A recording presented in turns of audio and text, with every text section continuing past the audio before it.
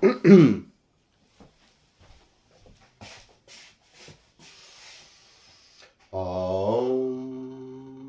Om, Om, Om Gam Ganapatiye Namaha, Om Gam Ganapatiye Namaha, Om Gam Ganapatiye Namaha, Om Brahma Mira Striparan Takare, Banusha Shiva Misuto, Buddhasha Gurusha Shukra, Shani Rahu Keteva, Sarvigraha Shantikara Bhavantu. Om Harim Gurave Namaha, Om Hrim Shukraya Namaha, Om Namah Shivaya.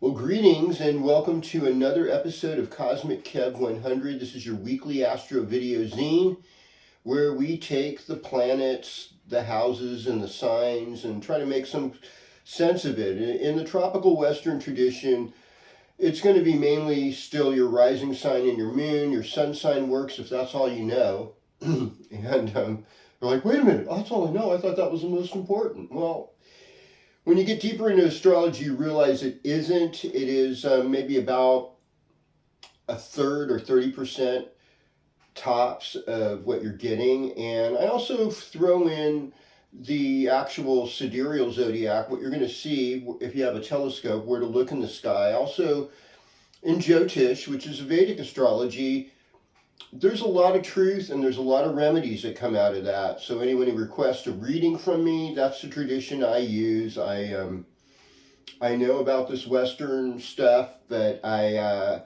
have to say I have a lot of reverence for Vedic astrology. With that said, please hit the like, subscribe. Don't be afraid to share this with your friends.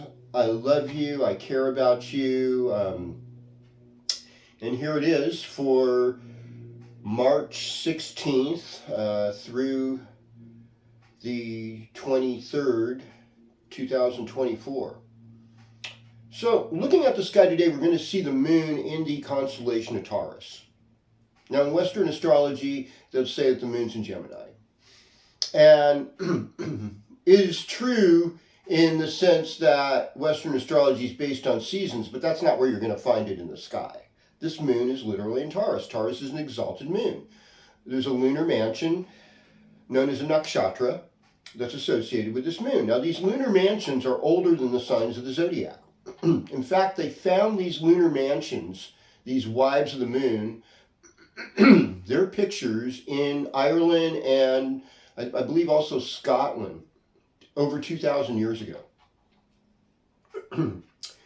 So there's a relevance in our culture to Vedic astrology that goes back even older than the Western zodiac itself in a lot of ways. So this particular moon is known as Rohini, and she's known as the hottest babe of all the moons, all the wives of the moon. She is the one with the thin waist, the comely face.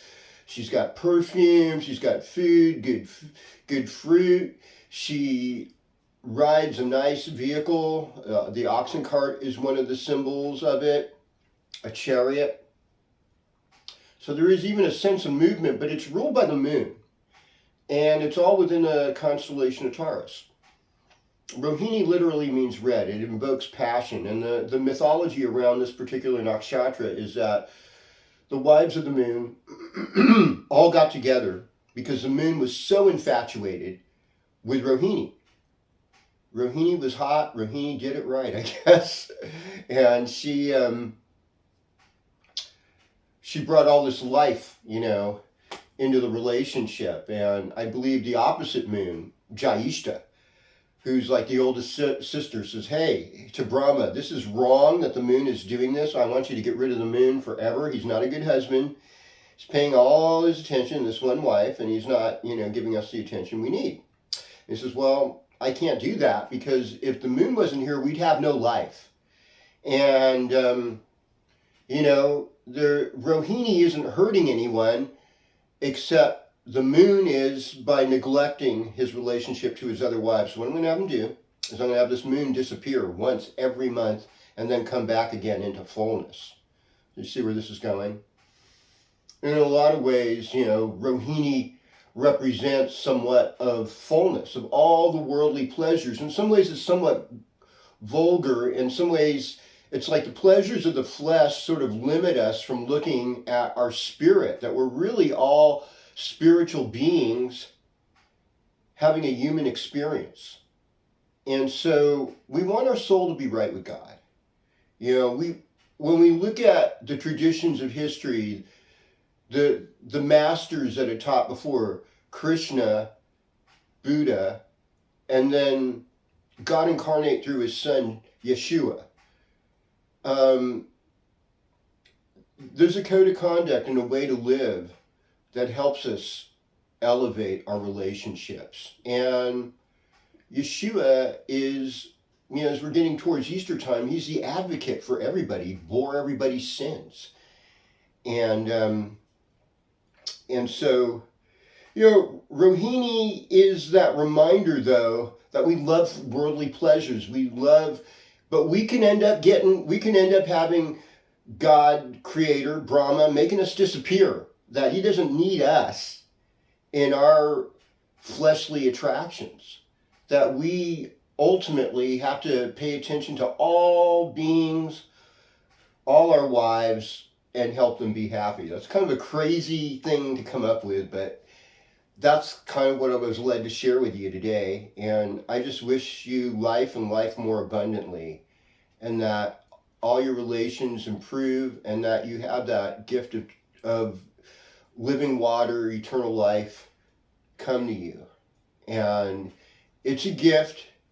And I'm certainly not on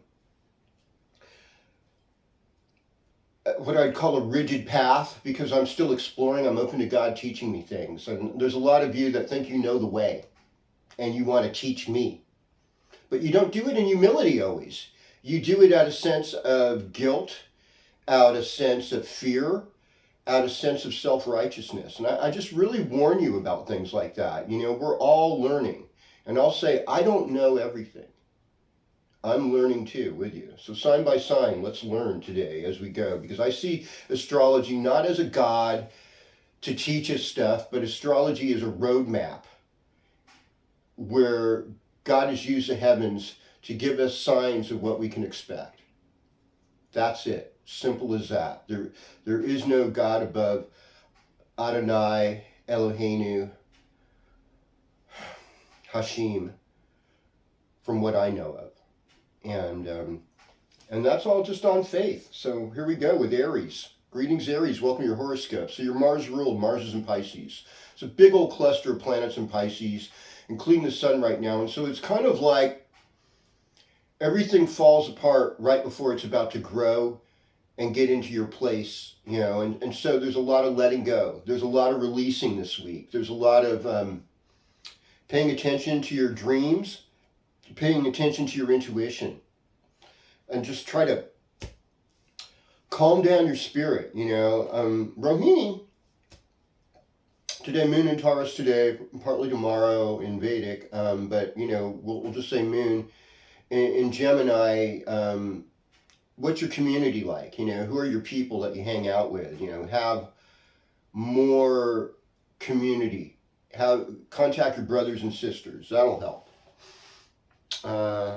Here we go. North Node in the first house. Well, we're going to Taurus now. Greetings, Taurus. Welcome your horoscope. So most of the planets here are the 11th house. It's your social life, including Venus. So there's a lot of opportunities to make wealth. There's a lot of opportunities to get together with your people. There's a lot of opportunities for celebration. Overall, it's good. I mean, you've got Jupiter in the first house. You've got Uranus in the first house. There's a lot of excitement. One of the things I think is just, you know, you enjoy being settled mostly. You like a routine. And it's good to just allow yourself some downtime. You know, we all need time to regenerate. That's why we need sleep and stuff. And you know, Pisces is really like the sign that rules sleep. And I'd say this is a general horoscope for all of us in a lot of ways, is take time to rest, take time to let go, take time to release, take time to forgive. Don't hold on to resentment. Allow for there to be new possibilities. be as loving as the father and the prodigal son. Or, be as loving as the blessed mother that births the Son of God. That's some heavy. That's a heavy call right there. All right. Greetings, Gemini. Welcome your horoscope. So, Moon's going to be in your first house for a lot of this weekend, and so it's kind of like you're the flavor of the weekend, and so we're looking at both sides of the equation. Definitely going to be seeing a Gemini friend this weekend, so I just appreciate that. And I had this book that my mom gave me a long time ago about Christ through the stars, and one of the things it said about Gemini was like, it's the victory, it's the victor. The other thing I know about Gemini is like I think about Allen Ginsberg, Bob Dylan, Curtis Mayfield. A lot of these poets had this way of looking at some of the less fortunate and trying to elevate them and humanize them, where we have compassion towards them. Right now, you're kind of like on stage. This is your career house, Pisces is. And so this is where you're doing a lot of your work, a lot of your karma with the public. So just, keep that in mind. A lot of eyes are on you this week. Greetings, Cancer. Welcome to your horoscope. So, Moon in Rohini is an exalted moon. It's a great moon, really. So that moon, although it's Gemini and Western, so that's in your 12th house. So it's kind of like, am I listening to my feelings? Am I honoring how I feel as we go over the weekend? Now, by the time we get into Sunday, Moon's going to be in Cancer. Moon's going to be in Cancer on Monday, which is a moon day. And so I imagine, that's going to be a really kind of a powerful day. Might be a little bit of tension. Pisces is a good sign for you. This is a 9th house. There's a lot of good fortune, a lot of good luck, a lot of things coming your way, especially if you're in the later degrees of Pisces. Now, Sun does go into Aries on Tuesday night, so on the 19th. I should have said that in the Aries horoscope, but oh well, no one's perfect. And so with that, that's going to shift things more into your career life and looking how you perform. Greetings, Leo. Welcome to your horoscope. So, for you, here's the good news is going to be, at 8:09, 8:06, something like that, in the evening on the 19th, Sun moves into Aries in Western astrology. That means that the Sun's moving out of your 8th house, which is wonderful because the 8th house is kind of heavy. It's kind of hard, and it's other people's property, other people's power. But what you have to do now is just be open to the experience of being educated. Fill your head up with good thoughts. Read the spiritual books. Don't allow yourself to be given into fear. Allow yourself to be elevated. Allow yourself to resolve things with your father. If he was a good father, to think about his good traits. Think about your best teachers. Think about how they've helped you.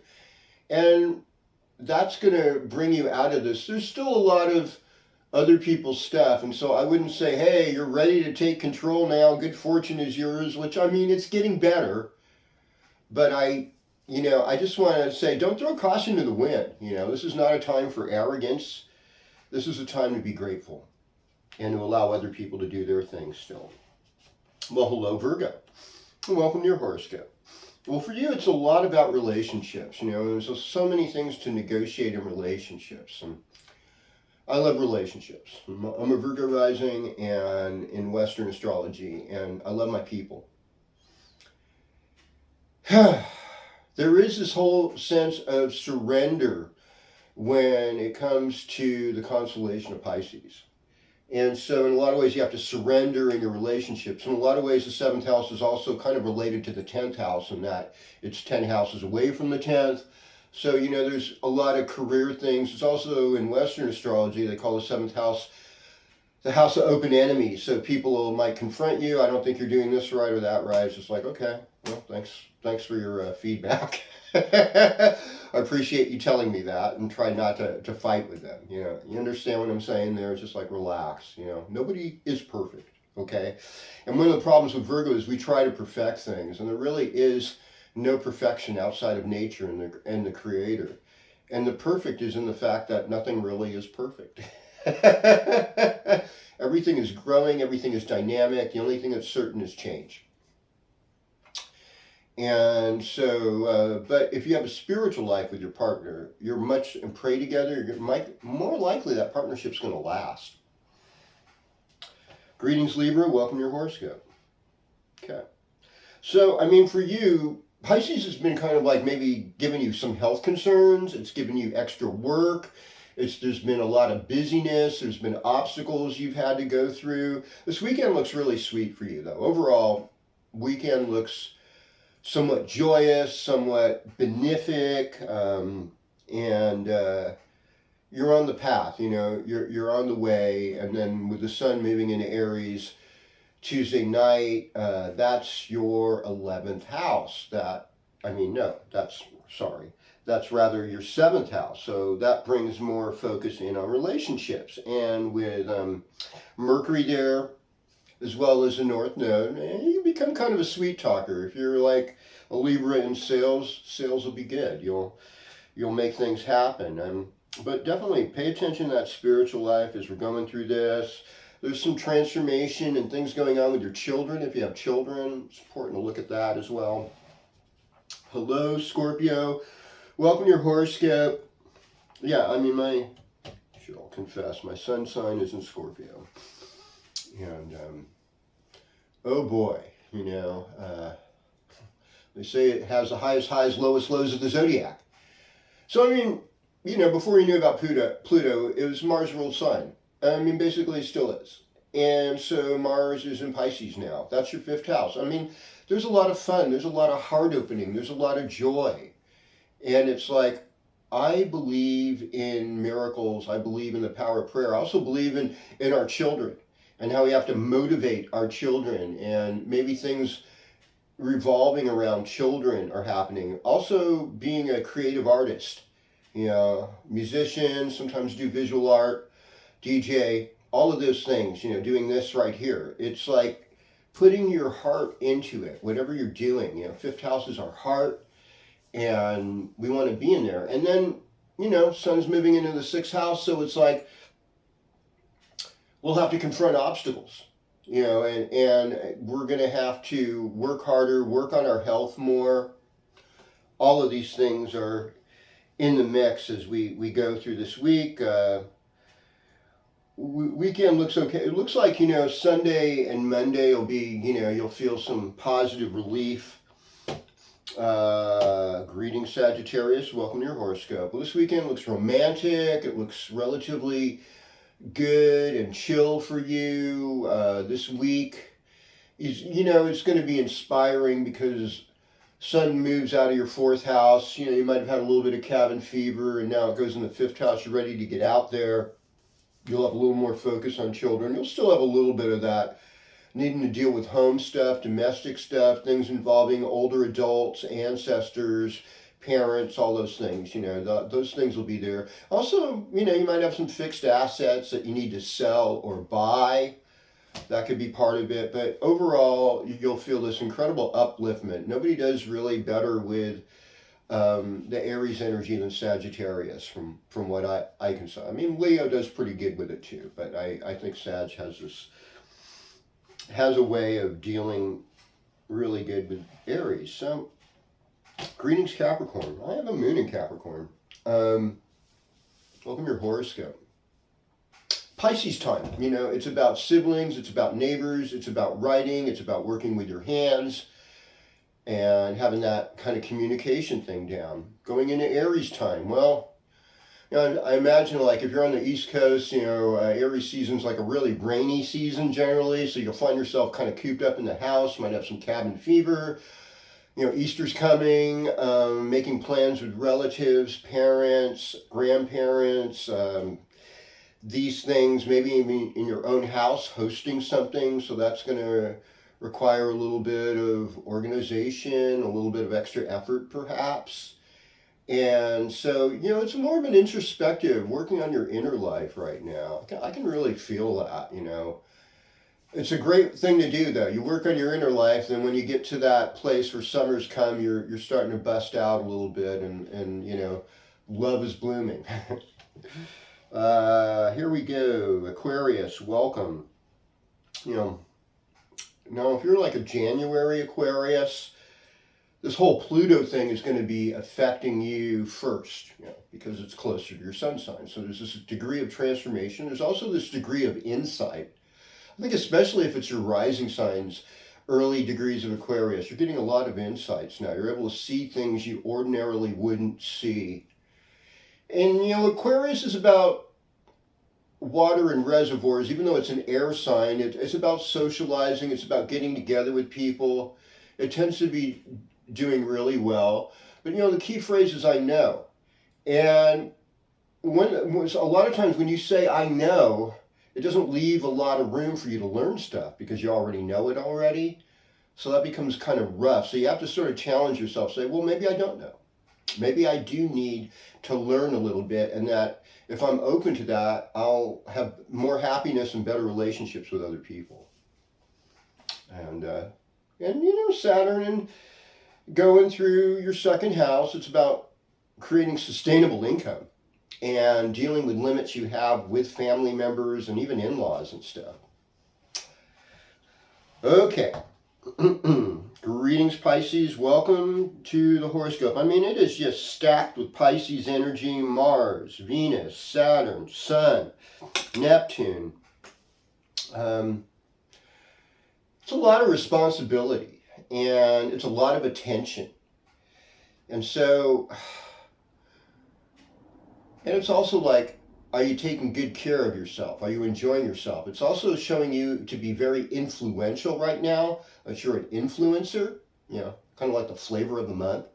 Our sun moves into Aries on Tuesday night, and there'll be more of a focus on making money, on family members, maybe getting some dental work done, things involving your neck, your lower face. All of those things are likely to come out. And it seems like, Sunday, Monday, Tuesday should be really good days for you. You should be counting your blessings, especially if you're in the later degrees of Pisces. And embrace your ability to be disciplined, embrace your ability to have focus rather than spread everything out into enigmatic meaninglessness.